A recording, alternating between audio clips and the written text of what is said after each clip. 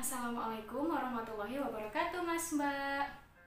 Yuk dino iki kita ngrembak utawa sinau babagan penulisan tembung kanthi trep utawa bener ing basa Jawa.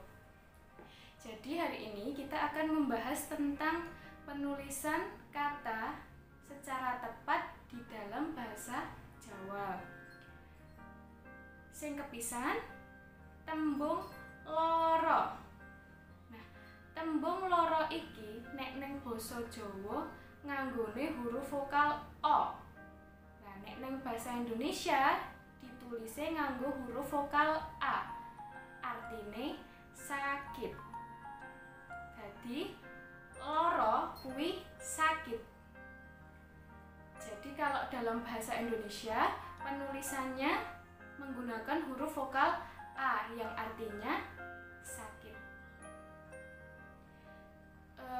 Misale nek kalimat kuwi aku loro watuk. Aku sakit batuk. Nganggone huruf vokal A. Dadine nulise lara. Nah, sing keloro iki sing kerep kleru kuwi tembung loro. Jadi nek neng basa Jawa kuwi nganggo huruf vokal O.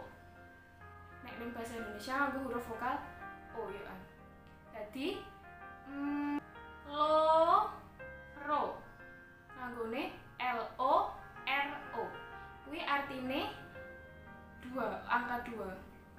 Jadi kalau penulisan katanya itu LORO itu artinya 2. Misale aku tuku roti loro.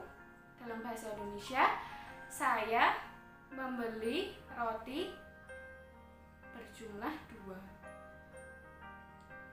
Jadi beda ya antarane loro LARA karo loro LORO. Nek loro kuwi mau sakit, nek loro kuwi 2. Piye saiki wis mudeng to? Bedane wis paham nggih? Yuk sinau bareng-bareng meneh basa lan budaya